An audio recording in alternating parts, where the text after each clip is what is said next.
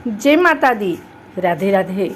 आइए सुनते हैं दुर्गा सप्तशती का 13वां अध्याय, राजा सूरत और वैश्य क्यों देवी का वरदान। महर्षि मेधा ने कहा, हे राजन, इस प्रकार देवी के उत्तम महात्म्य का वर्णन मैंने तुमको सुनाया। जगत को धारण करने वाली इस देवी का ऐसा ही प्रभाव है। वहीं देवी ज्ञान को देने वाली हैं और भगवान विष्णु की इस माया के प्रभाव से तुम और यह वैश्य तथा अन्य विवेकी जन मोहित होते हैं और भविष्य में मोहित होंगे। हे राजन, तुम इसी परमेश्वरी की शरण में जाओ।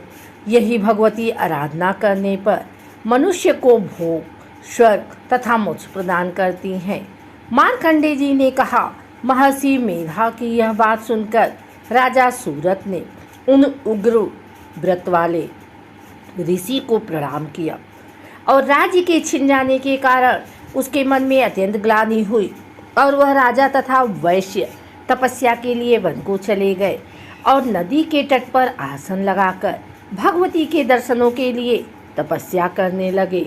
दोनों देव नदी के तट पर देवी की मूर्ति बनाई और पुष्प, धूप, दीप तथा हवन द्वारा उनका पूजन करने लगे। पहले उन्होंने आहार को कम कर दिया, फिर बिल्कुल निराहार रहकर भगवती में मन लगाकर एकाग्रता पूर्वक उनकी आराधना करने लगे। वह दोनों अपने शरीर के रक्त से देवी को बलि देते हुए 3 वर्ष तक लगातार भगवती की आराधना करते रहे।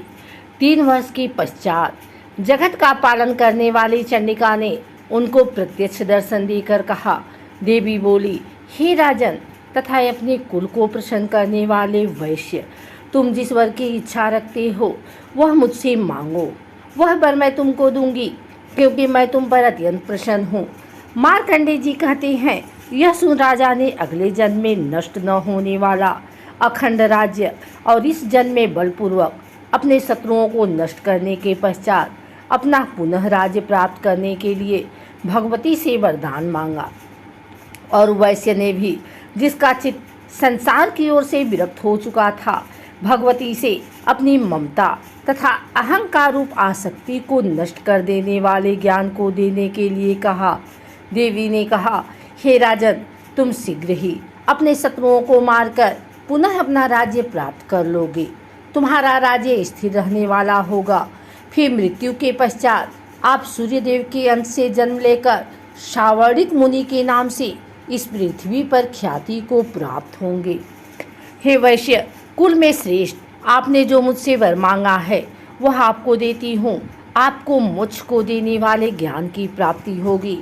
मार्कंडेय जी कहते हैं, इस प्रकार उन दोनों को मनोवांछित वर प्रदान कर तथा उनसे अपनी स्तुति सुनकर भगवती अंतर ध्यान हो गई।